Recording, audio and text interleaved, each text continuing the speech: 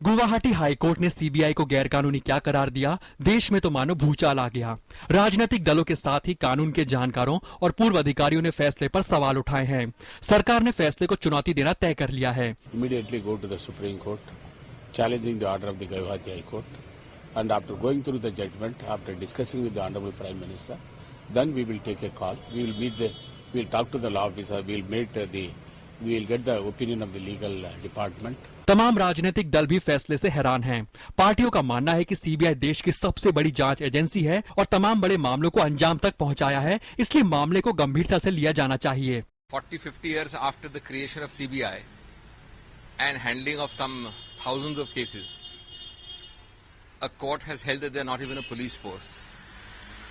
I have not examined the judgment, but I have no doubt on first principles that it will be liable to be stayed by the Supreme Court and ultimately in all probability quashed. CBI एक बहुत ही पुरानी संस्था है। निर्णय मैंने पढ़ा नहीं है, लेकिन जो भी मीडिया में आया है तो बहुत ही हाइपर टेक्निकल निर्णय लगता है। इसलिए भारत सरकार से मैं उम्मीद करूंगा तुरंत इसको चैलेंज करेगी और सुप्रीम कोर्ट से इंटरवेंशन की मांग करेगी।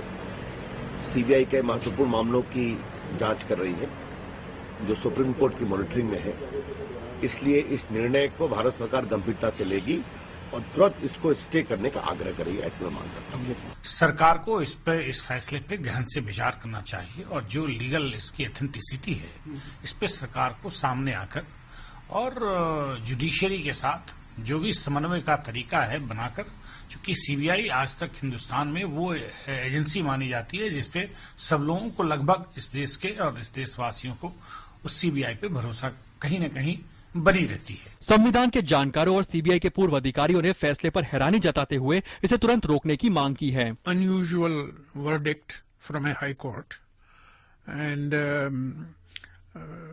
needs to be examined in greater depth.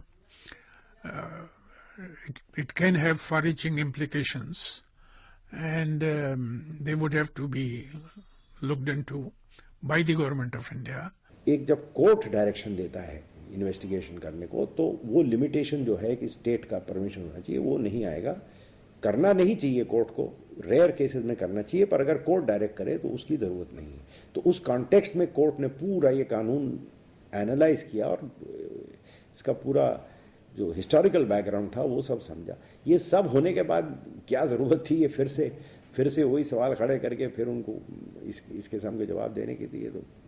तो मेरे हिसाब से तो ये जजमेंट बिल्कुल गलत है। फैसले से हर कोई हैरान है, क्योंकि इससे न केवल तमाम बड़े मौजूदा मामलों पर बल्कि पिछले 50 साल के तमाम फैसलों पर सवालिया निशान लग सकता है। केंद्र सरकार जल्द ही मामले को सुप्रीम कोर्ट ले जाएगी और उम्मीद है सर्वोच्च अदालत जल्द ही इस पर फैली अनिश्चितता को दूर करेगी। Bureau report, DD news.